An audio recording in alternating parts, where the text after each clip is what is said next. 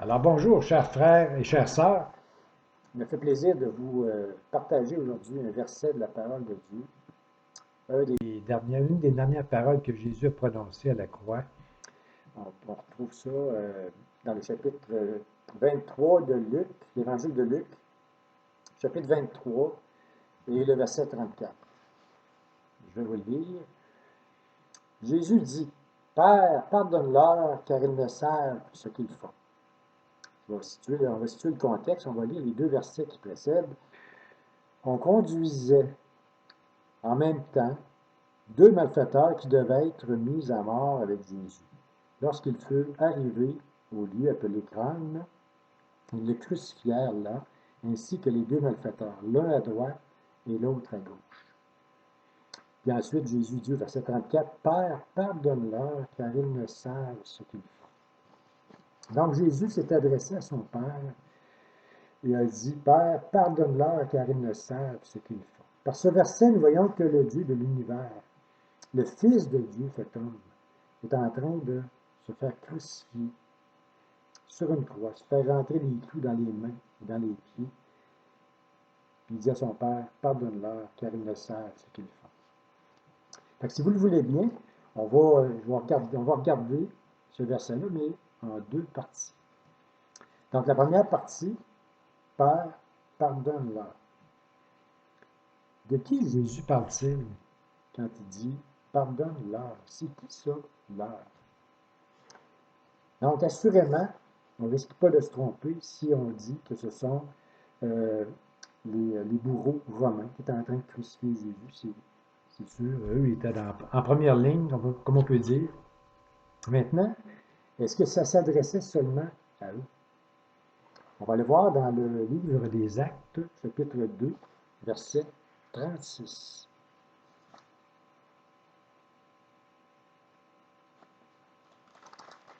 Le livre des Actes, chapitre 2, verset 36. Là, on se situe à la Pentecôte. Les 120 disciples avaient reçu le Saint-Esprit dans la chambre haute. Et Pierre a fait un discours à la nation d'Israël qui était rassemblée à Jérusalem pour la fête, qui est une fête importante, la Pentecôte. Donc, au verset 36 du chapitre 2 des Actes, ça dit que toute la maison d'Israël sache donc avec certitude que Dieu a fait Seigneur et Christ, ce Jésus que vous avez crucifié.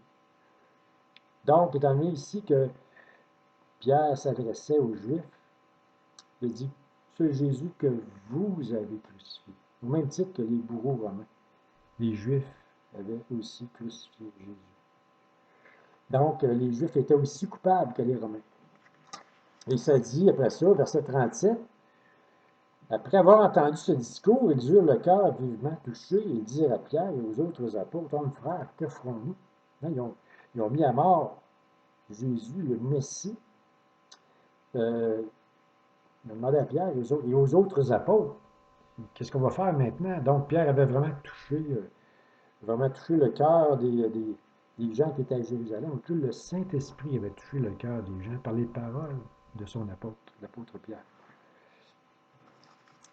Donc, les Juifs, les Juifs de Jérusalem, les Juifs, en fait, le peuple juif, la maison d'Israël, étaient aussi responsables que les Romains d'avoir crucifié Jésus à la croix. Et on peut lire au verset 41 du livre des Actes, ceux qui acceptèrent sa parole furent baptisés. En ce jour-là, le nombre des disciples augmenta d'environ 3000 hommes. Maintenant, est-ce que ces paroles s'adressent aussi à nous? Est-ce que nous sommes coupables d'avoir crucifié Jésus? Après tout, il n'y a personne d'entre nous qui était présent lorsqu'on a crucifié Jésus. On n'était pas là, personne. On pourrait dire, moi, si j'avais été là, j'aurais pas crucifié Jésus. Si j'avais été à la place de Pierre, j'aurais sûrement pas renié Jésus. Et si j'avais été à la place d'Adam, j'aurais assurément pas mangé du fruit de l'arbre de la connaissance du bien et du mal. Vraiment. Si on posait la question autrement, par exemple, est-ce que nous sommes responsables de la mort de Jésus? Est-ce que nous avons besoin du pardon du Père? Au verset 39, toujours dans Acte 2, on lit, car la promesse est pour vous. Quelle promesse? La promesse dont on fait mention au verset précédent. Repentez-vous, faites-vous baptiser, vous recevrez le don du Saint-Esprit. Donc, la promesse est pour vous, pour vos enfants et pour tous ceux qui sont au loin, en aussi grand nombre que le Seigneur notre Dieu les appellera. De qui il parle ici, Pierre, quand il dit de tous ceux qui sont au loin? Ben, tous ceux qui ne sont pas de la maison d'Israël. Donc, dont Pierre a mentionné au verset 36 précédemment. Donc, que toute la maison d'Israël sache. Mais le Pierre dit tous ceux qui sont au loin, en aussi grand nombre que le Seigneur les appellera.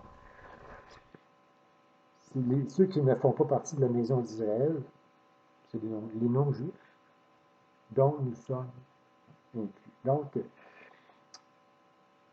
dans le fond, quand Jésus dit, quand il s'adresse à son Père, pardonne-leur, car ils ne savent ce qu'ils font, leur, ça nous inclut aussi. Nous avons tous péché, nous sommes tous coupables. Nous avons tous crucifié Jésus à cause de nos péchés. Nous avons tous besoin du Père. À la croix, le pardon pour nos péchés a été rendu disponible pour tous ceux qui se repentent et se tournent vers Jésus, comme le mentionne Pierre au verset 38. Aussi, comme le larron qui a été crucifié avec Jésus et qui s'est tourné vers Jésus, qui s'est repenti, s'est tourné vers Jésus pour son salut. Ça, on retrouve ça dans Luc 23, les versets 40 à 43. Maintenant, la deuxième partie du verset. Car ils ne savent ce qu'ils font. On va aller un petit peu plus loin dans le livre des Actes, Acte 3, versets 17 à 19. Et maintenant, frères, je sais que vous avez agi par ignorance, ainsi que vos chefs. Ils ne savent ce qu'ils font. Mais Dieu a accompli de la sorte ce qu'il avait annoncé d'avance par la bouche de tous ses prophètes, que son Christ devait souffrir. Et Pierre dit, repentez-vous donc et convertissez-vous pour que vos péchés soient effacés. Pierre n'a pas dit, c'est pas de votre faute, vous n'avez pas fait exprès. Non, Pierre il dit, ce Jésus que vous avez crucifié, vous êtes coupable. On est tous coupables. Mais il dit, au verset 27, il dit, vous avez agi par ignorance. Paul aussi a dit la même chose. L'apôtre Paul, Paul a agi par ignorance, au même titre que les Juifs qui ont crucifié Jésus. On trouve ça dans 1 Timothée. 1 Timothée, chapitre 1.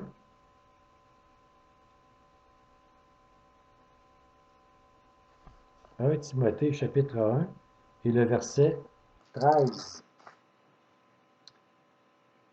Paul qui parle. Moi qui étais auparavant un blasphémateur, un persécuteur, un homme violent, mais j'ai obtenu miséricorde parce que j'agissais par ignorance, dans l'incrédulité.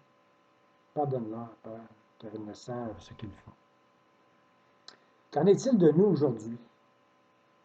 On peut lire quelques versets dans Éphésiens 2. Éphésiens chapitre 2, versets 1 à 3.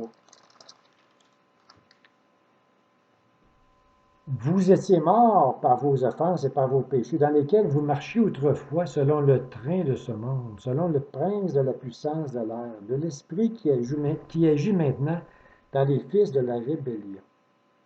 Verset 3, ça dit, nous tous aussi, nous étions de leur nombre, et nous vivions autrefois selon les convoitises de notre chair, accomplissant les volontés de la chair et de nos pensées, et nous étions par nature des enfants de colère comme les autres. Nous étions par nature, notre chair, notre très chère chair, alors que nous ne connaissions pas Dieu. Comme l'apôtre Paul, nous pourrions nous aussi dire que nous agissions par ignorance. Mais nous, on n'est pas moins coupables, on est pécheurs, on est perdus. Mais regardez un petit peu plus loin au verset 4 et 5 du même chapitre d'Éphésiens 2, versets 4 et 5. Mon Dieu, mais Dieu, qui est riche en miséricorde, à cause du grand amour dont il nous a aimés, nous qui étions morts par nos offenses, nous a rendus vivants avec Christ. C'est par grâce que vous êtes sauvés. Et au verset 8, un petit peu plus loin, car c'est par la grâce que vous êtes sauvés par le moyen de la foi, et cela ne vient pas de vous, c'est le don de Dieu. Et je terminerai avec un dernier verset, Romains 8, verset 1. Il n'y a donc maintenant, le mot maintenant est très important, il n'y a donc maintenant aucune condamnation pour ceux qui sont en Jésus-Christ. Jésus à la croix a demandé au Père, Père, pardonne-leur, car ils ne savent ce qu'ils font. Ça s'adresse à nous. On est pardonné à la croix. Bonne fin de journée, mes chers frères et sœurs.